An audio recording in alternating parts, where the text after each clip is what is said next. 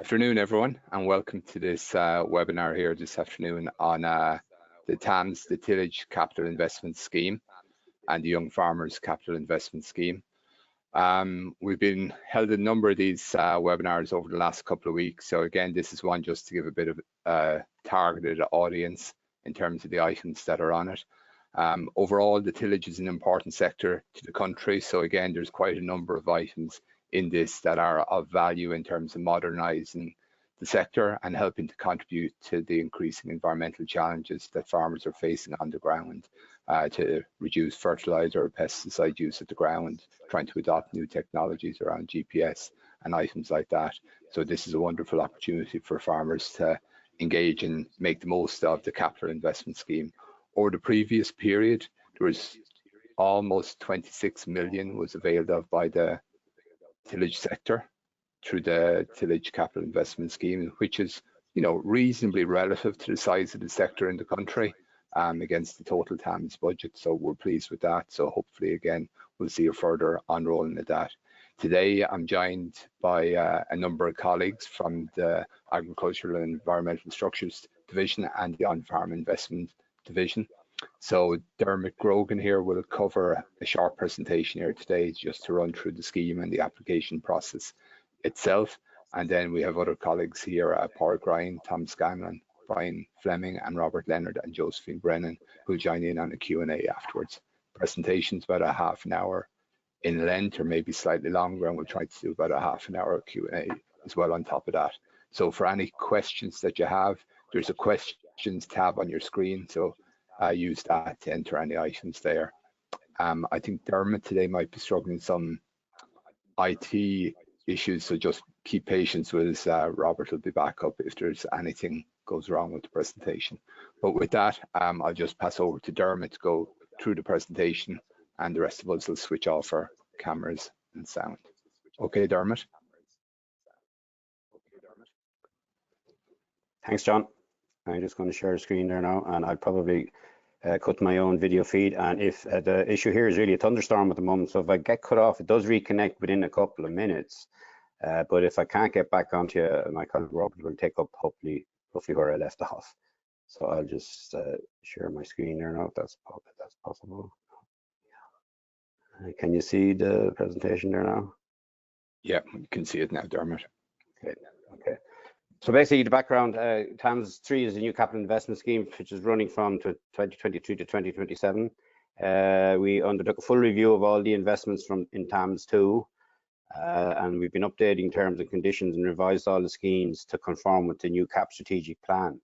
And the requirements there are a little bit different from previous CAP schemes in that all our investments now in TAMS will be linked to climate, environment, and welfare, and health and safety issues.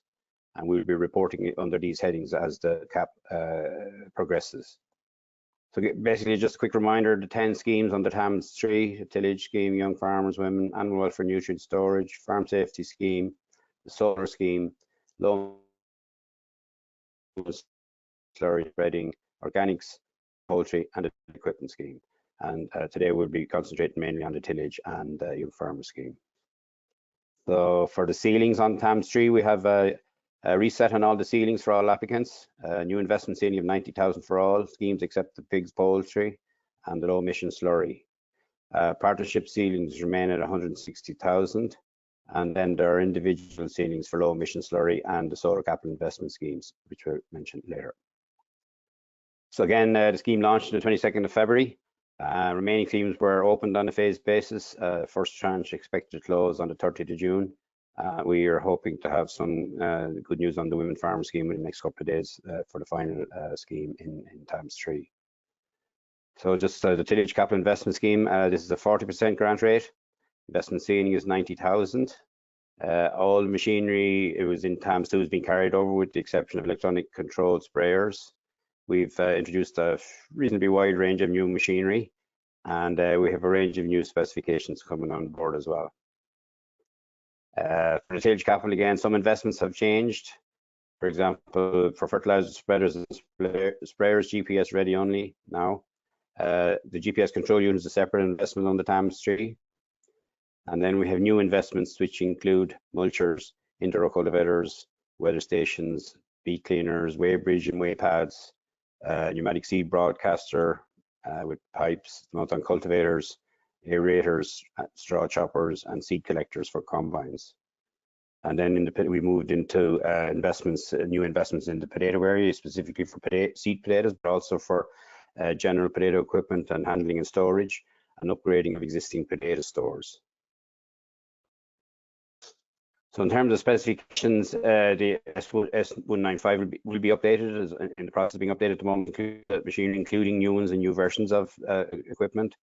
S15 again under development for potato storage and handling, and S117A for organic machinery. These will all be updated as soon as we can and put up on the website. For the young farmer, and similar to the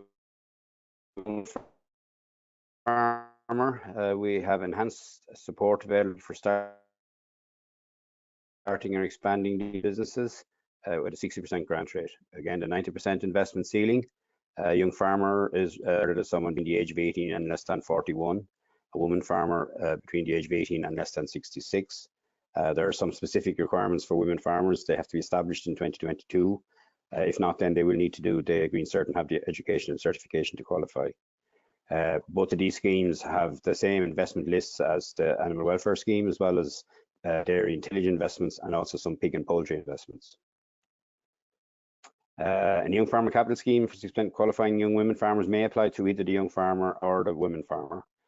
For registered farm partnerships involving qualifying young farmer and women farmer, they must apply to the women farmer scheme to get the 60% on the full 160% ceiling.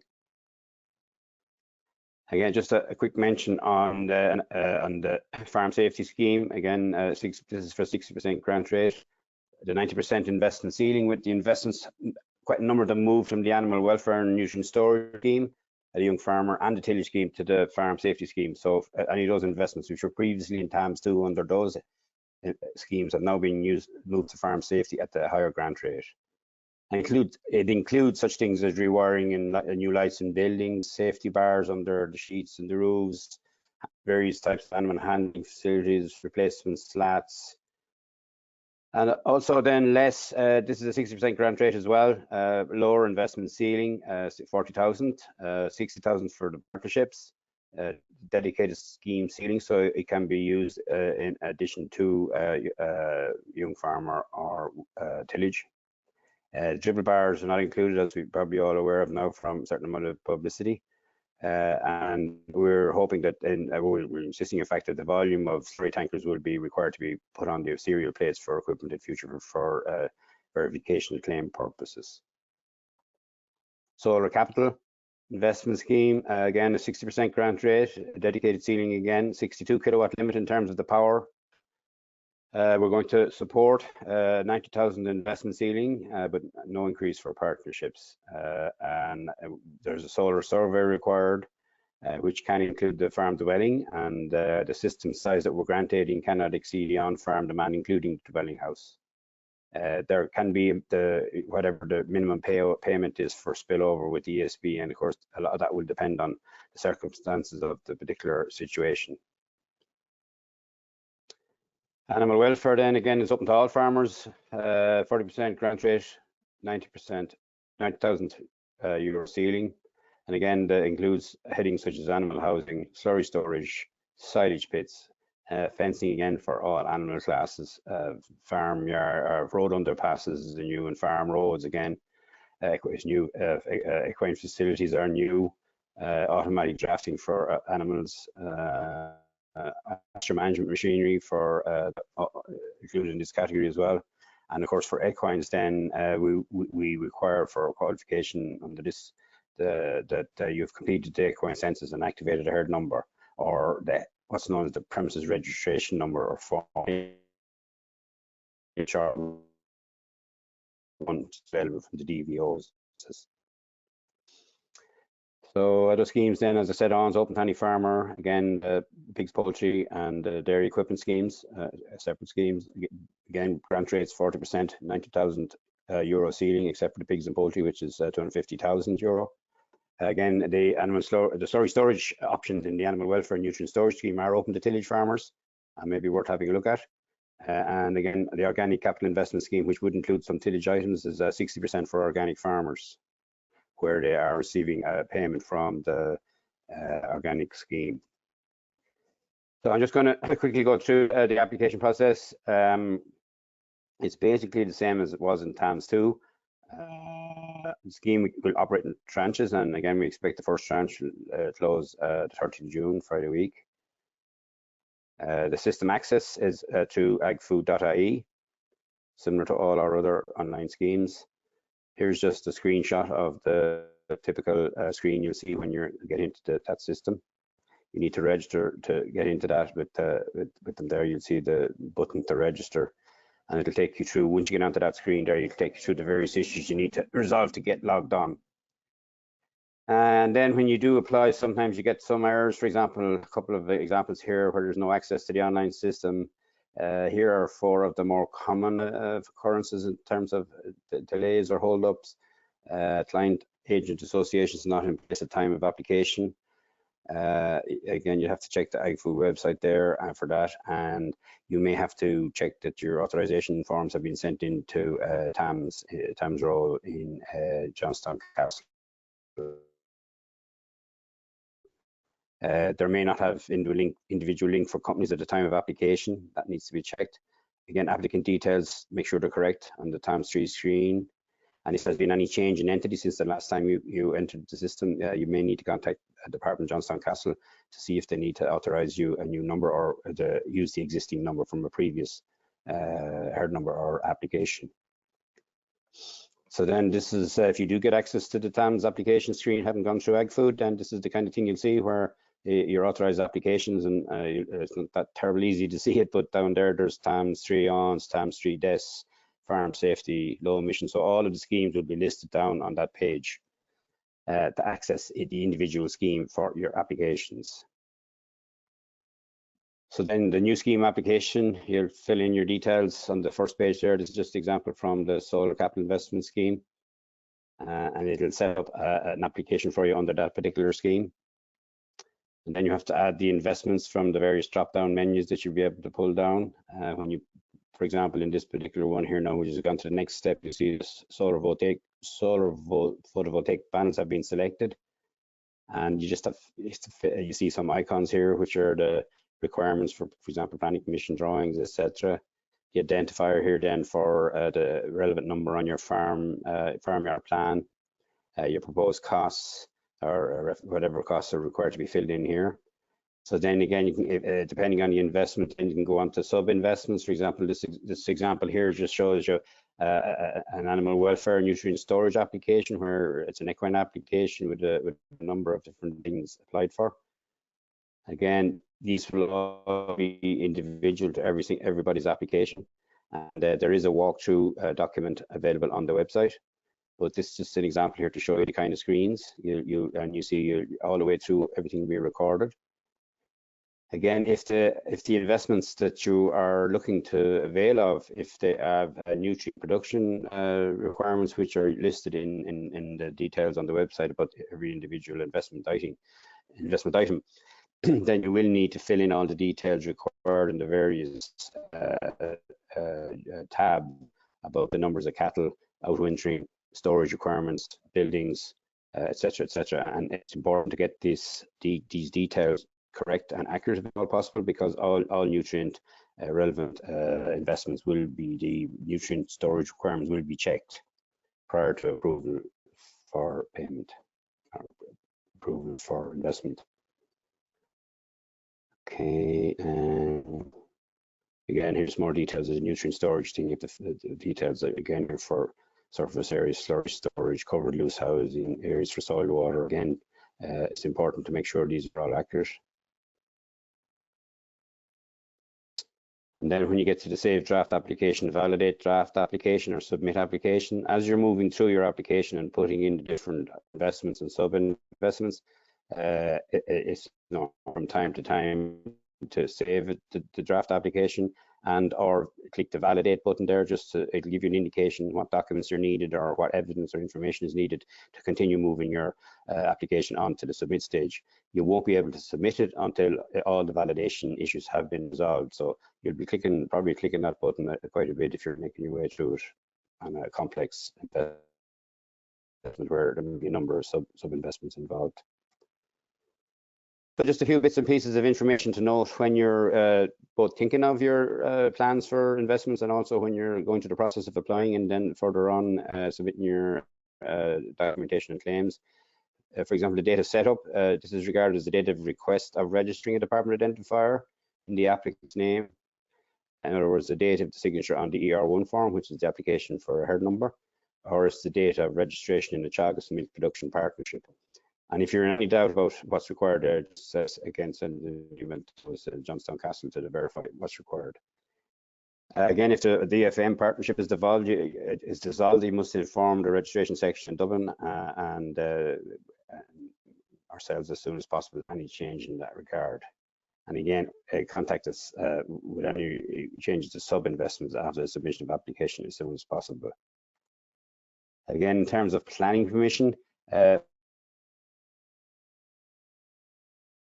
full planning permission, if it's required, must be granted at the time of submission of application.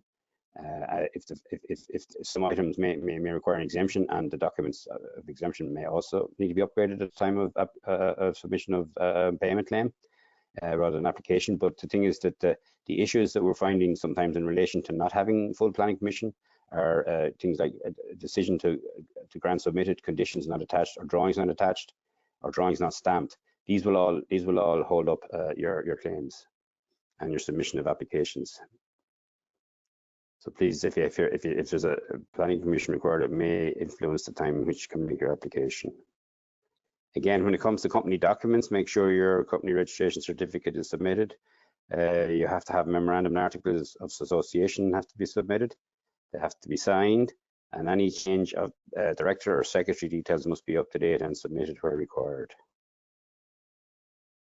There are issues that arise in your case with uploading of documents where the incorrect type of document is loaded under the wrong heading. For example, education documents uploaded as general correspondence or as farmyard plans or something like that. That can, as a minimum, delay your approval and potentially your payment. Again, farmyard plans and maps must be A3 size or smaller if they're being scanned in and loaded up. And we can't accept larger maps. There's the terms and conditions will give more details there. And the documents must be less than 10 megabytes in size, or there are issues loading them on the system. And again, in general, when it comes to payment claims, and this applies to pretty much all of the schemes, applicants will now be required to supply geotagged photographs of all the investments and sub-investments via an AgriSnap photograph through the AgriSnap system. The reason for this is for verification that the investments have been purchased and are in place, and this is a requirement of the new Common Agricultural Policy and has been verified by audits of our TAMS schemes in the last number of years. The applicant maybe in most cases would be expected to take the photograph rather than the planner, and the app is relatively straightforward, and hopefully it'll be able to work for the vast majority of farmers. So we would ask that the farmyard be digitized in your BIS declaration, as the AgriSnap has to be linked to a LIPIS parcel number. And there may be a few issues in relation to some pig and poultry people who don't have farmyards or LIPIS numbers, and we're actually working on a workaround on that for the moment. But we will be recording geotagged photographs for all investments for the future. And again, just a reminder that farmers must claim for the items that they've purchased and that they have the correct size and dimensions recorded on their applications and payment claims. So for mobile equipment in particular, our purchase, our lease purchase is not reported. You must own the investment.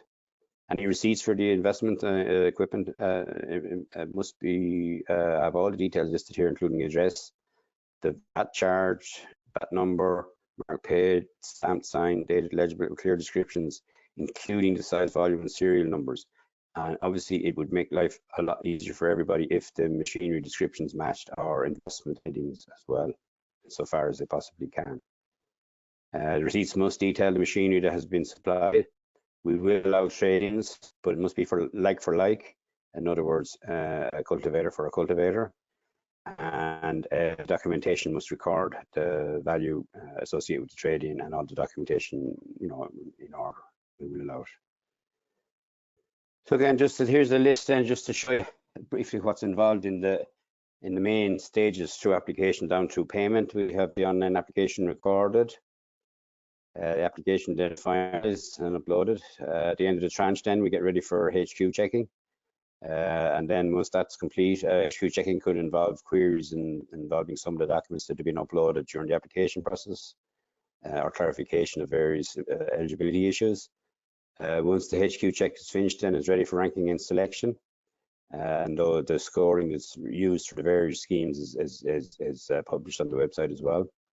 And then the ranking and selection, the files are selected from that, and then they're ready for local office checking, sent to the local offices where they are checked for all details. If everything is okay, they're approved, and then the next step is, after the investment has been completed, then the online claim will be submitted. So the biggest gap, I suppose, in terms of time probably is between the approval and maybe the submission of claim in a lot of cases. So then the local office area checks will be completed on the claim, and then approval for payment issue, and then in batches obviously sent to cabinet to accounts, and the claim is paid. That's the procedure. I can't guarantee any time at any particular one of those for the moment. We're working on them to try and make sure it works as smoothly as we possibly can. So again, when it comes to the specifications and costings, obviously there are new reference costs out for TAMS 3, and we've had quite a bit of feedback already on them, and obviously we will take that on board, and we will review them as the scheme goes on. We will have new and revised explanatory notes on costings for TAMS 3, and obviously new specifications and other new updated specifications for equipment and specific bits, in particular where we're getting queries on new pieces that are not in previous TAMS schemes, and obviously we will try and clarify the details of them as quickly as we can. And again, those two links there will show you where to go to get the details that are there at the moment, and the updates we'll put there as soon as we have them. And again, reference that and use the links for TAMS documents. There's another link there which has the frequently asked questions. Again, that will be updated as the TAMS moves along. The explanatory notes, the reference cost, computer user manual, which takes you through the application process, the terms and conditions obviously, and the marking sheets. There's just a screenshot of the scheme, the main TAMS page on the website with TAMS 2, TAMS 3, and links to other pages. And then the specific TAMS 3 page here with each of the individual schemes and the details listed down on there. So again, in general, just any general queries at TAMS, address them to tams@agriculture.gov.ie. Particular administration queries for Johnstown Castle at that phone number. For contractors' issues on taxes, for example, use that email. And obviously our target is to reply to any queries in 10 working days.